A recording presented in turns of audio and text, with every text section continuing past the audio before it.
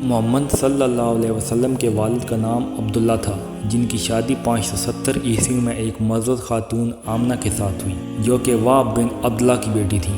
آپ کے والد زیادہ عرصہ زندہ نہیں رہے اور ایک سفر کے دوران ان کی وفات ہو گئی، اور ان کی وفات کے بعد جلد ہی ان کی بیوی سے ایک بچہ پیدا ہوا جس کا نام رکھا گیا محمد۔ آپ کی ماں بھی آپ کی پیدائش کے بعد جلد ہی وفات پا گئی۔ آپ کی دیکھ بھال آپ کے دادا عبدالمطلب نے کی، لیکن جب آپ 6 سال کے تھے تو وہ بھی وفات پا گئے۔ اس کے بعد آپ کی ذمہ داری آپ کے چچا ابو طالب نے لے لی، اور محمد صلی اللہ علیہ وسلم ان کے گھر میں بڑے ہوئے۔ آپ کے لڑکپن کے بارے میں زیادہ نہیں جانا جاتا، لیکن بتایا جاتا ہے کہ آپ نے بھی عرب کے زیادہ تر لڑکوں کی طرح ریوڑ چڑھائے، لیکن آپ دوسرے لڑکوں کی طرح زیادہ مذاق نہیں کیا کرتے تھے۔ آپ خاموش اور سوچ سمجھ رکھنے والے تھے، جو اپنے آس پاس کی چیزوں کا غور سے مشاہدہ کرتے اور لوگوں کو سمجھنے کی کوشش کرتے تھے۔ جب بھی لڑکے آپس میں جھگڑتے تو آپ صلح کروانے کی کوشش کرتے تھے، کیونکہ آپ نے کبھی بھی جھگڑوں میں حصہ نہیں لیا تو ان معاملات میں آپ کی رائے مانی جاتی تھی، اور آپ کی یہی عادت آپ کے ساتھ چلتی رہی۔ جیسے آپ بڑے ہوتے گئے، لوگ آپ پر بھروسہ کرنے لگے، اور جو کچھ آپ کہتے لوگ اس کو مانتے۔ آپ ہمیشہ مدد کرنے کے لیے تیار رہتے تھے، چاہے وہ الفاظ سے مدد ہو یا کام سے۔ جن لوگوں کا بھی محمد صلی اللہ علیہ وسلم پر انحصار تھا، آپ نے کبھی ان کو مایوس نہیں کیا۔ لوگوں نے آپ کو الامین کہنا شروع کر دیا۔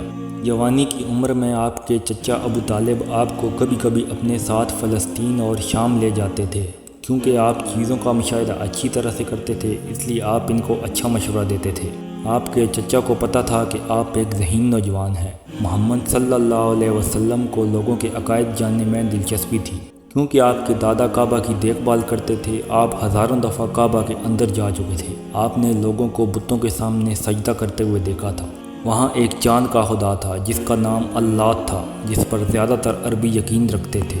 اس کے علاوہ اور بھی بہت سارے بت تھے۔ محمد صلی اللہ علیہ وسلم کو سمجھ نہیں آئی کہ ان پتھروں اور بتوں کو پوج کر ان لوگوں کو کیا ملتا ہے، اور ان کے اتنے زیادہ خدا کیوں ہیں۔ جب محمد صلی اللہ علیہ وسلم 25 سال کے تھے تو انہوں نے مکہ کی ایک امیر خاتون کے لیے کام کرنا شروع کیا، جن کا نام خدیجہ تھا، اور ان کا تعلق قریش کے قبیلے کے ساتھ تھا۔ آپ نے ان کے کاروباری معاملات کو اتنے اچھے طریقے سے چلایا کہ بہت جلد آپ نگران بن گئے۔ وہ آپ کی ایمانداری اور کام کی وجہ سے اتنی متاثر ہوئیں کہ انہوں نے آپ کو شادی کی پیشکش کر دی۔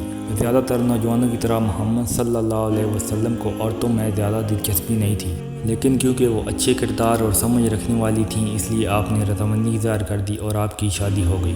محمد صلی اللہ علیہ وسلم کے لیے اب معاشی مسائل ختم ہو گئے تھے۔ وہ اپنی بیوی کے کاروبار کو چلا رہے تھے، لیکن ابھی بھی ان کو کچھ سوالوں کی تلاش تھی کہ اتنے زیادہ مذہب کیوں ہیں، لوگوں کو پتھروں کی عبادت پر کس نے لگایا، اور ان سب کے بارے میں سچ جاننا چاہتے تھے۔ آپ اس کے بارے میں بہت گہرائی سے سوچتے تھے۔ آپ نے لوگوں سے بھی یہ سوال کیے، لیکن کوئی بھی آپ کو مطمئن نہیں کر سکا۔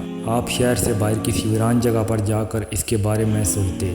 شہر سے باہر پہاڑی میں آپ کو ایک غار ملی جس کا نام ہرا تھا، اور یہ آپ کی پسندیدہ جگہ بن گئی۔ آپ وہاں گھنٹوں بیٹھ کر سوچا کرتے، اور اسی طرح سال گزرتے گئے۔ ایک دن جب محمد صلی اللہ علیہ وسلم 40 سال کے تھے، غار کے اندر بیٹھے ہوئے تھے، تو انہیں ایک آواز سنائی دی جو کہہ رہی تھی، محمد محمد محمد۔